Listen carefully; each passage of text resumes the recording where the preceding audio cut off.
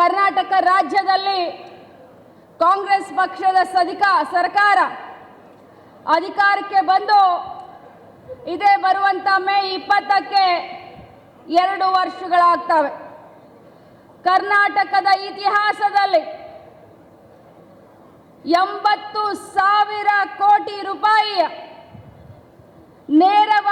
ನೇರವಾಗಿ ಜನರ ಒಂದು ಜೀವನದಲ್ಲಿ 80,000 ಕೋಟಿ ರೂಪಾಯಿಗಳನ್ನು ನೇರವಾಗಿ ನಗದು ರೂಪದಲ್ಲಿ ನಮ್ಮ ಜನರ ಜೀವನ ಹಸನವಾಗಿ ಇರಲಿ ಅಂತ ಹೇಳಿ ತಮ್ಮ ಖಾತೆಗೆ 2 ವರ್ಷದಲ್ಲಿ ಹಾಕಿ ಅದ್ಭುತವಾದಂಥ ಸರ್ಕಾರದ ಯೋಜನೆಗಳನ್ನು ಪಂಚ ಗ್ಯಾರಂಟಿಯನ್ನು ತೆಗೆದುಕೊಂಡು ಬಂದು ಅತ್ಯುನ್ನತವಾದಂಥ ಸರ್ಕಾರವನ್ನು ಕೊಟ್ಟಂಥ ಸಾಧನೆಯನ್ನು ಮಾಡಿದಂಥವ್ರು ಯಾರಾದರೂ ಇದ್ರೆ ಅದು ಸಿದ್ದರಾಮಯ್ಯನವರ ಸರ್ಕಾರ ಅಂತ ಅತ್ಯಂತ ಹೆಮ್ಮೆಯಿಂದ ಹೇಳಲಿಕ್ಕೆ ಬಯಸ್ತೇನೆ. ಇಲೆಕ್ಷನ್ ಸಂದರ್ಭದಲ್ಲಿ ನಾವು ಕರ್ನಾಟಕ ರಾಜ್ಯದ ಜನತೆಗೆ, ಅದರಲ್ಲೂ ಬೆಳಗಾವಿಯ ಜನರಿಗೆ ನಾವು ಒಂದು ಭಾಷೆಯನ್ನು ಕೊಟ್ಟಿದ್ವಿ. ಬೆಳಗಾವಿಯಿಂದಲೇ ನಾವು ಪ್ರಾರಂಭ ಮಾಡಿದ್ವಿ. ಬೆಳಗಾವಿಯ ಗಾಂಧಿ ಬಾವಿಯಲ್ಲಿ ನೀರನ್ನ ತೆಗೆದು ಈ ಭ್ರಷ್ಟ ಬಿಜೆಪಿಯ ಸರ್ಕಾರವನ್ನ ಕಿತ್ತು ಒಗಿತೀವಿ. ಆ ನೀರನ್ನ ಬೀದಿಯಲ್ಲಿ ಹಾಕಿ ಈ ಬಿಜೆಪಿಯ ಭ್ರಷ್ಟತೆಯನ್ನ ತೆಗಿತೀವಿ ಅಂತ, ಕಸವನ್ನ ಗೂಡಿಸ್ತೀವಿ ಅಂತ ನೀರನ್ನ ರಸ್ತೆ ಮೇಲೆ ಚೆಲ್ಲಿ ಕಸವನ್ನ ಗೂಡಿಸಿ ಜನರ ವಿಶ್ವಾಸವನ್ನ ಗಳಿಸಿ ಕರ್ನಾಟಕ ರಾಜ್ಯದಲ್ಲಿ 136 ಸ್ಥಾನವನ್ನ ತಮ್ಮ ಆಶೀರ್ವಾದದಿಂದ ಗೆದ್ದು ರಾಜ್ಯದಲ್ಲಿ ಸಮೃದ್ಧಿಯನ್ನ ನಾವು ತರ್ತೀವಿ ಅಂತ ಭಾಷೆಯನ್ನ ಕೊಟ್ಟಿದ್ವಿ. ಪಂಚ ಗ್ಯಾರಂಟಿಯನ್ನ ಖಂಡಿತವಾಗ್ಲೂ ಜಾರಿಯಲ್ಲಿ ನಾವು ತರ್ತೀವಿ ಅಂತ ಭಾಷೆಯನ್ನ ಕೊಟ್ಟಿದ್ವಿ.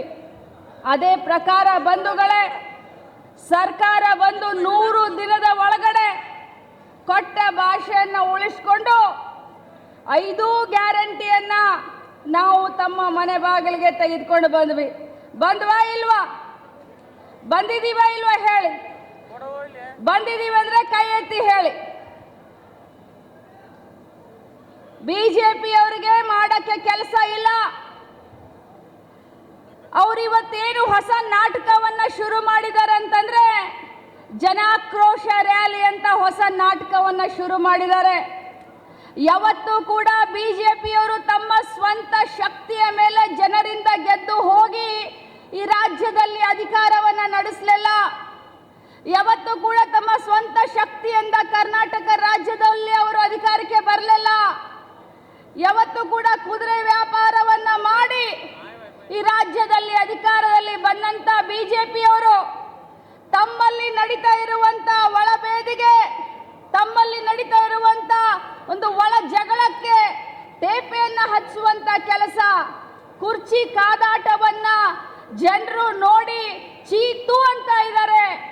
ಬೀದಿಯಲ್ಲಿ ನಡೀತಾ ಇರುವಂತ ಅವರ ಒಳ ಜಗಳವನ್ನ ನೋಡಿ ಕಾರ್ಯಕರ್ತರ ದಿಕ್ಕನ್ನ ತಪ್ಪಿಸ್ಲಿಕ್ಕೆ, ಬಿಜೆಪಿಯ ಕಾರ್ಯಕರ್ತರ ದಿಕ್ಕನ್ನ ತಪ್ಪಿಸ್ಲಿಕ್ಕೆ, ಕಾಂಗ್ರೆಸ್ನವರ ಮೇಲೆ ಗೂಬೆಯನ್ನ ಕೂರಿಸ್ಲಿಕ್ಕೆ ಈ ಬೆಲೆ ಏರಿಕೆಯ ಜನಾಕ್ರೋಶ ರ್ಯಾಲಿಯನ್ನ ಬಿಜೆಪಿಯವರು ಇವತ್ತು ಕರ್ನಾಟಕ ರಾಜ್ಯದಲ್ಲಿ ಮಾಡಲಿಕ್ಕೆ ಹೊರಟರು.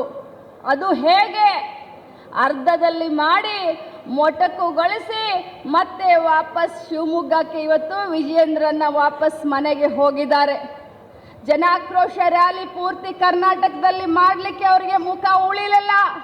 ಯಾಕಂತಂದ್ರೆ ಯಾವತ್ತು ಅವರು ಜನಾಕ್ರೋಶ ರ್ಯಾಲಿ ಮಾಡಲಿಕ್ಕೆ ಹೊರಟರು ಅವತ್ತೇ ಕೇಂದ್ರ ಸರ್ಕಾರ 50 ರೂಪಾಯಿ ಸಿಲಿಂಡರ್ನ ಬೆಲೆಯನ್ನ ಏರಿಸಿತು.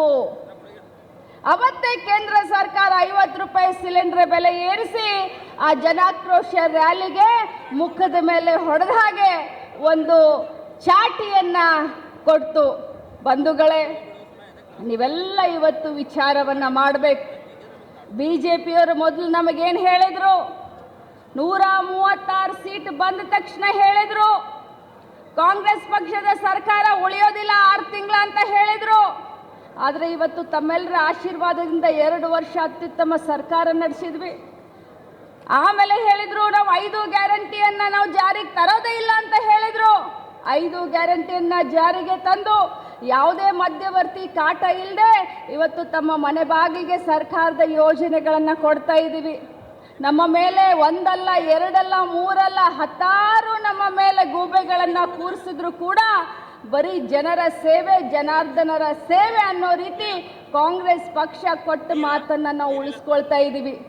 ನೀವು ಮೊದಲಿನ ಬೆಲೆ ಇವತ್ತಿನ ಬೆಲೆಯನ್ನು ನೀವು ಹೋಲಿಕೆ ಮಾಡಿ ನೋಡಬೇಕು. ಇವತ್ತು ಇಷ್ಟೊಂದು ಸಂಖ್ಯೆಯಲ್ಲಿ ನನಗೆ ಮಹಿಳೆಯರು ನೀವು ಬಂದಿದ್ದೀರಾ. ಮುಂಚೆ ನಮ್ಮ ಸರ್ಕಾರ ಕೇಂದ್ರದಲ್ಲಿತ್ತು, ಕಾಂಗ್ರೆಸ್ ಪಕ್ಷದ ಸರ್ಕಾರ 10 ವರ್ಷದ ಹಿಂದೆ ಕೇಂದ್ರದಲ್ಲಿತ್ತು. UPA ಸರ್ಕಾರ ಮನಮೋಹನ್ ಸಿಂಗ್ ಅವರು ಪ್ರಧಾನಮಂತ್ರಿ ಇದ್ದಾಗ ಒಂದು ಸಿಲಿಂಡರ್ನ ಬೆಲೆ ಬರೀ 4,500 ರೂಪಾಯಿ. ಈಗ ಒಂದು ಸಿಲಿಂಡರ್ನ ಬೆಲೆ 1,500 ರೂಪಾಯಿ ಆಗಿದೆ. ಅವತ್ತು 1 ಲೀಟರ್ ಪೆಟ್ರೋಲ್ ಬೆಲೆ 50 ರೂಪಾಯಿ 60 ರೂಪಾಯಿ, ಇವತ್ತು 100 ರೂಪಾಯಿ ಆಗಿದೆ. ಒಂದು ಚೀಲ ಗೊಬ್ಬರ ಬೆಲೆ ಅವತ್ತೆಷ್ಟಿತ್ತು, ಇವತ್ತು ಒಂದು ಚೀಲ ಗೊಬ್ಬರ ಬೆಲೆ ಎಷ್ಟಾಗಿದೆ. ಅವತ್ತು ಒಂದು ಚೀಲ ಸಿಮೆಂಟ್ ಬೆಲೆ ಎಷ್ಟಿತ್ತು, ಇವತ್ತು ಒಂದು ಚೀಲ ಸಿಮೆಂಟ್ ಬೆಲೆ ಎಷ್ಟಾಗಿದೆ. ಅಷ್ಟೇ ಯಾಕೆ ಬಂಧುಗಳೇ, ಮೊನ್ನೆ ನಡೆದಂಥ ಪಹಲ್ಗಾಮ್ನಲ್ಲಿ ಉಗ್ರವಾದದ ಒಂದು ಅಸಹ್ಯ ಕೃತ್ಯ ನಡೆದಾಗ ಕೇಂದ್ರದಲ್ಲಿದ್ದಂಥ ಸರ್ಕಾರ ಎಲ್ಲ ಏರ್ಪೋರ್ಟ್ನಲ್ಲಿ ಸ್ಪೆಷಲ್ ಫ್ಲೈಟ್ ಮಾಡಿ ಎಲ್ಲ ಯಾರ್ಯಾರು ಪಹಲ್ಗಾಮ್ನಲ್ಲಿದ್ದರು, ಯಾರ್ಯಾರು ಕಾಶ್ಮೀರದಲ್ಲಿದ್ದರು ಅವ್ರಿಗೆಲ್ಲರಿಗೂ ಫ್ರೀ ಏರ್ ಟಿಕೆಟ್ ಕೊಟ್ಟು ಅವ್ರಿಗೆ ತಮ್ಮ ತಮ್ಮ ರಾಜ್ಯಕ್ಕೆ ಮರಳಿ ಹೋಗುವಂಥ ವ್ಯವಸ್ಥೆಯನ್ನು ಮಾಡಿಕೊಡ್ಬೇಕಾಗಿತ್ತು. ಆದರೆ ಕೇಂದ್ರ ಸರ್ಕಾರಕ್ಕೆ ನಾಚಿಕೆ ಆಗಬೇಕಾಗಿತ್ತು. ದುಬಾರಿ ಟಿಕೆಟನ್ನು ಮಾಡಿ ಪ್ರಯಾಣಿಕರು ಪರದಾಡುವಂಥ ಕೆಲಸವನ್ನು ಕೂಡ ಕೇಂದ್ರ ಸರ್ಕಾರ ಮಾಡಿತು. ಎಂಥ ನಾಚಿಕೆಗೇಡು ಕೆಲಸ. ಜನರ ಪ್ರಾಣ ಹೋದರೂ ಪರವಾಗಿಲ್ಲ, ಇವ್ರಿಗೆ ಮಾತ್ರ ಆದಾಯ ಬೇಕು. ಅಂಥ ಅದಾನಿಯನ್ನು ಸಪೋರ್ಟ್ ಮಾಡ್ತಾ ಇರೋರು ಯಾರು ಅಂತಂದರೆ ಈ ಕೇಂದ್ರ ಸರ್ಕಾರದವರು. ನಾನು ಇಷ್ಟೇ ಹೇಳಲಿಕ್ಕೆ ಬಯಸ್ತಾ ಇದ್ದೀನಿ. ಸಮಯ ಬಹಳ ಕಡಿಮೆ ಇದೆ. ತಾವು 10 ಗಂಟೆಯಿಂದ ಬಂದು ಕೂತಿದ್ದೀರಾ. ನಮ್ಮೆಲ್ಲ ನಾಯಕರು ಇನ್ನೂ ತಮ್ಮನ್ನೆಲ್ಲರನ್ನು ಉದ್ದೇಶಿಸಿ ಮಾತನಾಡಬೇಕಾಗಿದೆ. ಭಾಳ ಪ್ರಮುಖವಾದಂಥ ವಿಚಾರವನ್ನು ಮಾನ್ಯ ಮುಖ್ಯಮಂತ್ರಿಗಳು ತಮಗೆ ಹೇಳಲಿಕ್ಕೆ ಹೋಗ್ತಾರೆ. ನನಗೆ ಗಾಡಿಯಲ್ಲಿ ಬರಬೇಕಾದ್ರೆ ಹೇಳಿದರು, ಲಕ್ಷ್ಮಿಯಮ್ಮ ಹೇಳಿಬಿಡು, ಮುಂಬರುವಂಥ ದಿನದಲ್ಲಿ ಇನ್ನೊಂದು ವಾರದಲ್ಲಿ ಗೃಹಲಕ್ಷ್ಮಿಯ ಬರುವಂಥ ಕಂತನ್ನು ಇನ್ನೊಂದು ವಾರದಲ್ಲಿ ಬಿಡುಗಡೆ ಮಾಡ್ತೀನಿ ಅಂತ ನನಗೆ ಮಾನ್ಯ ಮುಖ್ಯಮಂತ್ರಿಗಳು ಹೇಳಿದರು. ತಮ್ಮ ಭಾಷಣದಲ್ಲಿ ಹೇಳ್ತಾರೆ, ನಮ್ಮ ಮುಖ್ಯಮಂತ್ರಿಗಳು ಎಂಥವ್ರು ಅಂತಂದರೆ ಕೊಟ್ಟ ಮಾತನ್ನು ಉಳಿಸ್ಕೊಳ್ಳೋ ಅಂಥವ್ರು. ಬಂಧುಗಳೇ, ತಾವೆಲ್ಲರೂ ಈ ಕಾರ್ಯಕ್ರಮಕ್ಕೆ ಯಾಕೆ ಬಂದಿದ್ದೀರಿ ಅಂತಂದರೆ ಕೇಂದ್ರ ಸರ್ಕಾರದ ವಿರುದ್ಧ ಇರುವಂಥ ತಮ್ಮ ಆಕ್ರೋಶವನ್ನು ಹೊರಗೆ ಹಾಕ್ಲಿಕ್ಕೆ ಬಂದಿದ್ದೀರಾ. ತಾವೆಲ್ಲರೂ ಕೂಡ ಈ ಕಾರ್ಯಕ್ರಮಕ್ಕೆ ಬಂದು ಭಾಗವಹಿಸಿ ಈ ಕಾರ್ಯಕ್ರಮಕ್ಕೆ ಶೋಭೆಯನ್ನು ತಂದಿದ್ದಕ್ಕೆ ತಮಗೆಲ್ರಿಗೂ ನಾನು ಇನ್ನೊಮ್ಮೆ ಕಾಂಗ್ರೆಸ್ ಪಕ್ಷದ ವತಿಯಿಂದ ನಾನು ತಮಗೆಲ್ರಿಗೂ ಅಭಿನಂದನೆ ಸಲ್ಲಿಸಿ ನನ್ನ ಮಾತಿಗೆ ವಿರಾಮ ಹೇಳ್ತೀನಿ. ಇನ್ನೊಮ್ಮೆ ಜೋರಾಗಿ ಎಲ್ಲರೂ कांग्रेस पक्षाचे एल्ली ग्रामीण भागाचा लोकांचा आवाज कुठे आहे? कुठे आहे ग्रामीण भागाचा लोक? तोड हात वर करा बघूया. कुठे आहे ग्रामीण भागाचा लोक? सगळंच आमचंच. ಎಲ್ಲಿ ಗ್ರಾಮೀಣ ಭಾಗದ ಮನುಷ್ಯ ಎಲ್ಲಿದ್ದೀರಾ? ಹೌದಾ?